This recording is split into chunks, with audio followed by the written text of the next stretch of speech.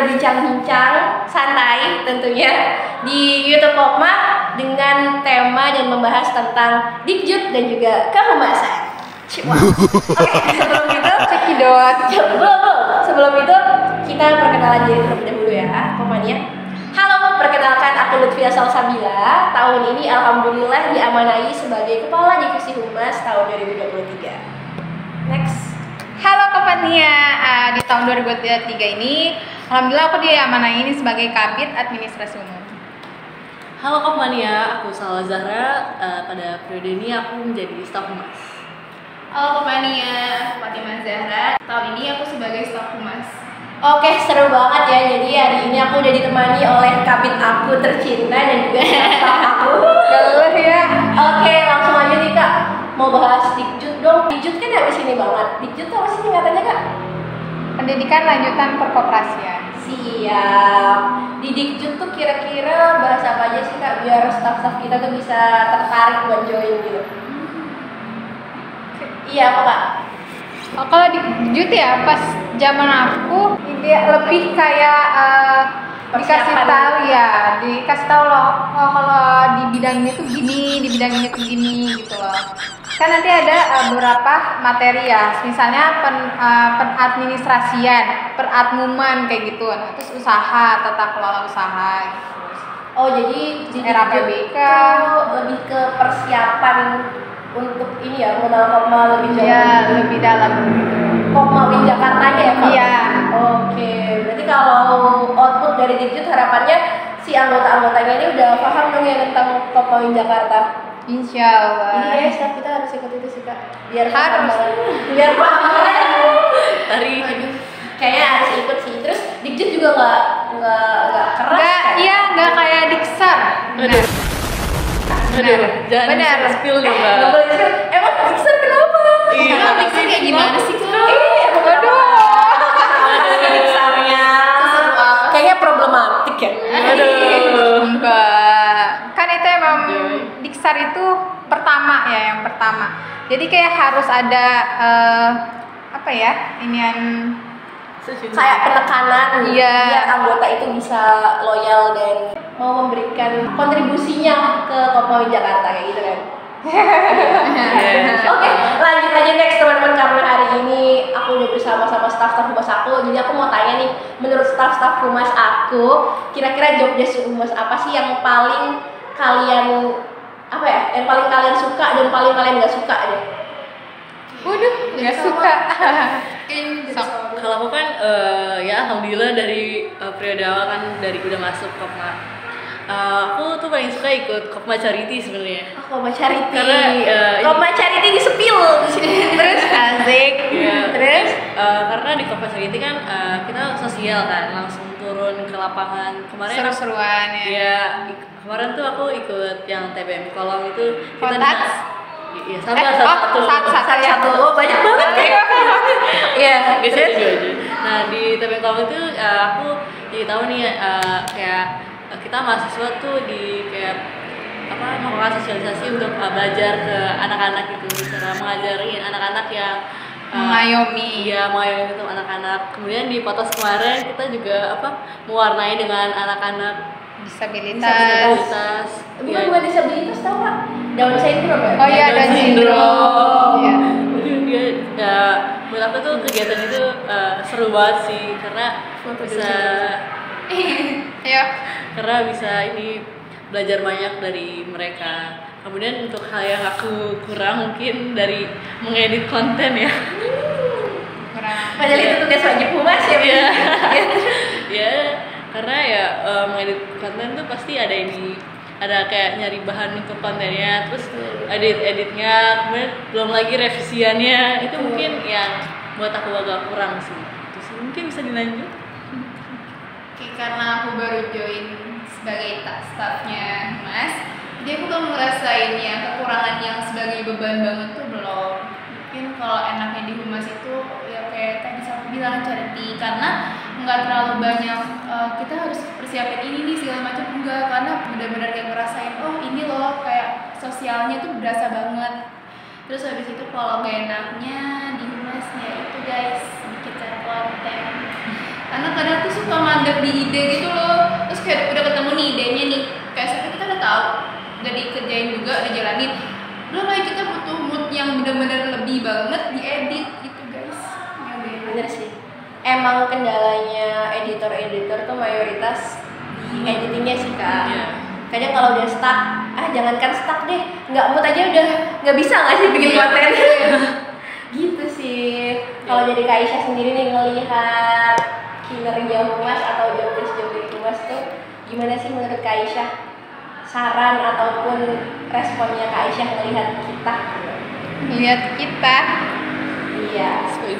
mungkin gimana ya, emang kalau Humas tuh banyak banyak ya yang dipegang sama Humas itu, nggak cuman perhumasan doang, dia megang Kopma Charity, tim sosmed, dan sosmed Kopma juga kan banyak ya, nggak cuman Instagram doang, dan itu kan Banyak harus ada di sini sosmednya. ada berapa sosmed gitu ya, Ada yang 10. ya ada 10 sosmed. Dan kenapa itu kan dibikin tim sosmed biar dibagi-bagi juga. Nah, kenapa ada staff juga. Nah, staff itu kan yang akan melanjutkan kadif ya. Nah, itu yang diajarkan dari kadif ke staff. Nah, emang kalau Humas tuh emang staffnya pasti di konten, masih ya di konten kan, konsep dan idenya kan. Tapi kan Kak Sipia ini emang udah bikin jadwal konten tuh, jadi per minggunya tuh ini loh, nanti hari Senin tuh di nanti Selasanya info Kopma ya kayak gitu. Tapi emang staffnya Pia ini emang selalunya tuh di Tuno.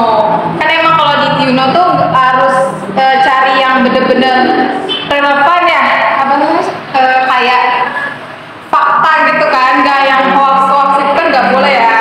Nah, Jadi nggak bisa yang asal-asalan juga, kalau bikin berita juga. Nah, terus juga pasti kalau Instagram kayak gitu. Nah, kalau yang podcast itu kan kita harus banyak